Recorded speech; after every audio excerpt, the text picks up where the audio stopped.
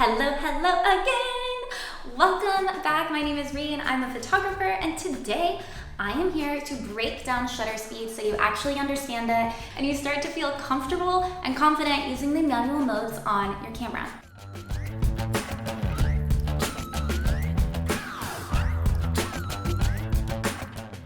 Last week we talked about aperture. Today we are covering shutter speed. These are all part of something known as the exposure triangle. The exposure triangle is aperture, shutter speed, and ISO. All of these things affect the brightness of your image, also known as exposure, and one other factor that you trade off for more brightness. Today we're gonna dive into shutter speed. Shutter speed affects two things. It affects the brightness and it affects the amount of movement blur. In short, the smaller your shutter speed number, the more light you have in your image and the more motion blur. The higher your shutter speed number, the less light you have in your image and the less motion blur. Let's take a look.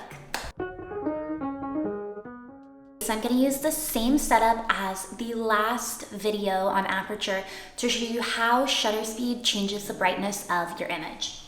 So we're gonna start in manual mode, and I'm gonna put my shutter speed at something somewhere in the middle, let's say like 1/500, and take a picture.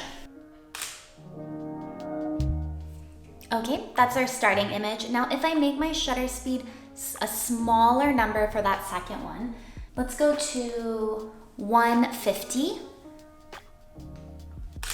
You'll see that the image is much brighter now, but if we increase it to like 1250, the image is much darker. So that is our first component of shutter speed. Next, we're going to look at how it blurs movement in the image.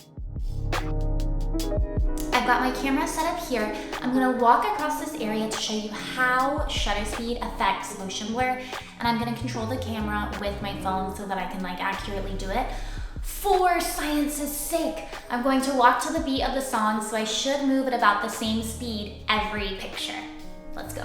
We're starting at shutter speed 1/500 again this time.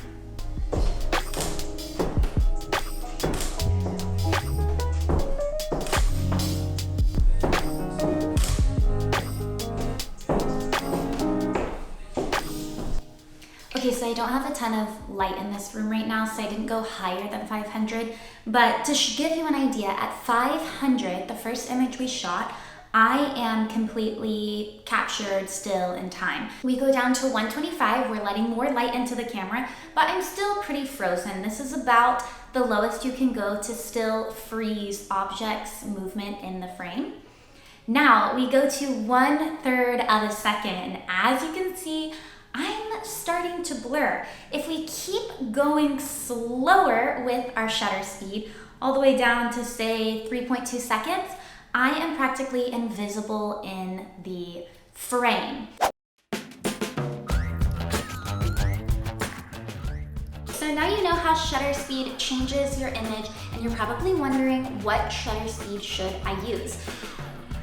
And just like we said in the aperture video, it kind of depends. A lot of people use motion blur in an artistic way. For example, landscape photographers often use motion blur to blur out, for example, water, or blur cars in a cityscape like that.